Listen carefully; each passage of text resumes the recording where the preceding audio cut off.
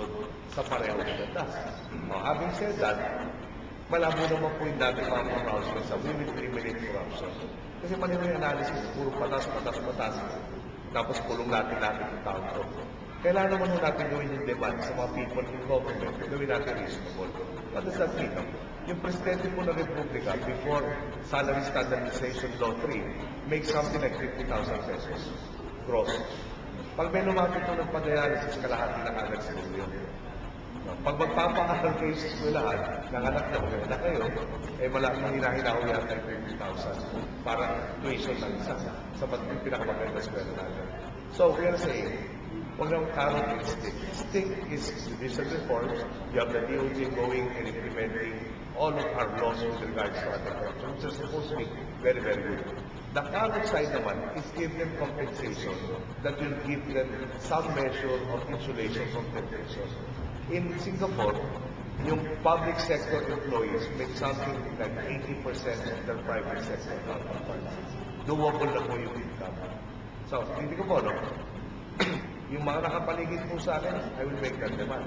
But at the same time, having made that demand on them, yung hindi po gagawin mo, yung gawin, bigyan naman natin ang enough of compensation to meet their needs. Gusto na ka mag-sacrifice. Huwag naman natin gawing impossible mission. Don't forget, cabinet level secretaries, how much do they make in the private sector? Being in direct wages, in benefits, stock options, what have you. Pagpasok sa gobyerno, pareho kami salary standard, which is 35,000 gross. So, reasonable ba doon? Presidente na Republika, 1.5 trillion budget, bibigyan yung 50 million. Tapos magpapara na anak na tuition 70,000. See, the difference is, dati puro batas, nagawa ng bagong batas, etc. I-implement natin yung trabaho ng chief executive. Pero bigyan mo naman ng pagkakataon na gusto maging matino, natutugunan yung mga pangangailangan natin.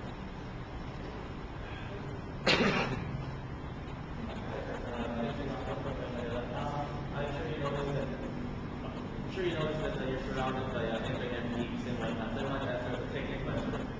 With social media, with since corruption is one big problem here, why do you think we should use the internet and digital media to help give transparency to the government? And also on the second part of the question, with regards to digital media, what are your plans should you win the presidency on implementing better use of advanced technologies with the internet to help propel the country forward? Well, I must confess I'm not that much of a tech. No, panahon mo namin, computers were electric. Ginagamit pa ng punch cards. I don't know what you know what punch cards are. At alam natin. Ko, ang gumagamit. Umabot natin yan. Now, having said that, how can we use them for better governance? Obviously, in speed, knowledge and the ability to transmit it very quickly across the globe is such a powerful tool. You have a road that's being constructed. Nakita mo na yung aggregates doon, mali. Yung dami ng bato, yung bahan, etc. mali. Yung size, mali. O, di na parating nyo sa amin. You know, one of the things that we want to do is, when President Magsaysay was president, he had a line, I believe, he said something like, isang telegrama lang, action na yung problema mo. And they really complied with that. But a telegram takes time to get delivered. They had time to solve the problem. Sabi na, kaya ba natin na kung SMS? SMS, sabihin mo ng 1% of the Filipino people mag-SMS sa Malacanang. That's about 1 million texts on the first cycle. Sasagutin mo, research ka, magpapile up, may backlog na mangyari. Is that the best way? Email, etc. We will use all of this. Hindi ko na maipangako na we'll respond to you within 24 hours na may sagot na sa tanong mo. Especially pag ang volume mo na is 1 million hits, 10 million hits. And how many members of the office of the President are there? Maski na ilang ang trabaho, maski na 10,000 na katao, daunting number. But I go back, use judiciously ang gandang mechanism para magkaroon ng exchange of information, ma-involve the citizenry in governance. Okay. Having said that, I think you'll all agree, nasa infancy. May point na use wisely ang gandang tool. Meron namang inaabuso. For instance, freedom of speech. Dating example sa amin, you have the right to speak your mind. But when you're in a movie house and you say fire when there's none, that is not allowed. When your rights impinge on the rights of others, that is not allowed. So I don't want to impose censorship. No, I don't want to say somebody has this particular standard, pero yung idea ng being responsible. Hindi yung alam mo na kalokohan, alam mo na talagang kawalagyan, alam mo walang basihan, tapos ipo-float mo pa at paguguluhin mo yung ating dialogue mo sa democratic space na nakaka-deter doon sa pag-abot natin sa dapat puntahan.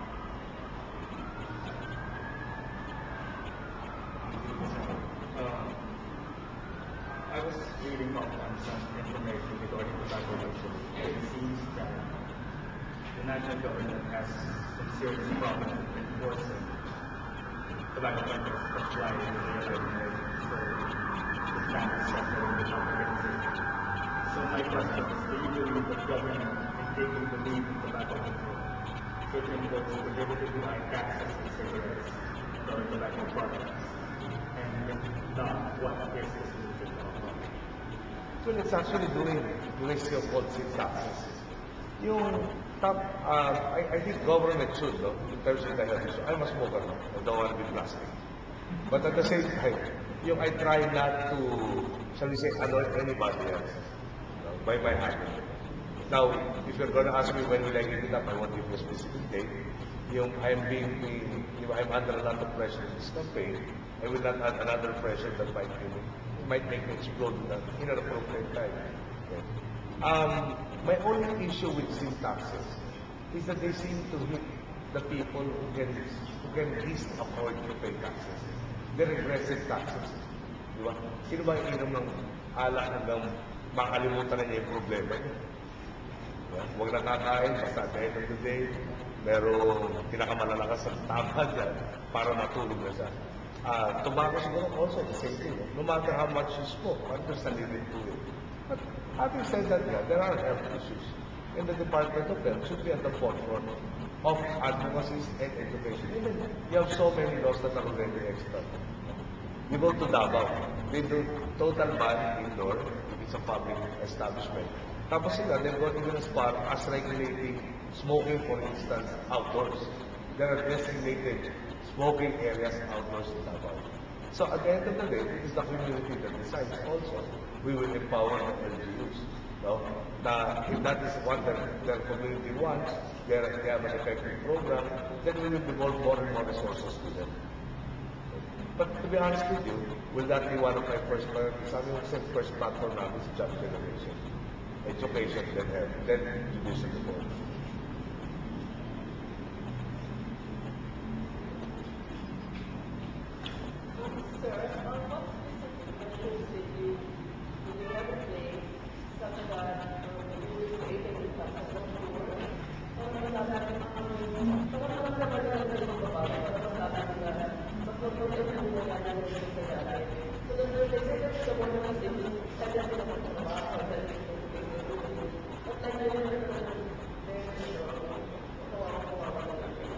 Yung impact sa puron, for instance, number one, meron tayong shortage sa classrooms.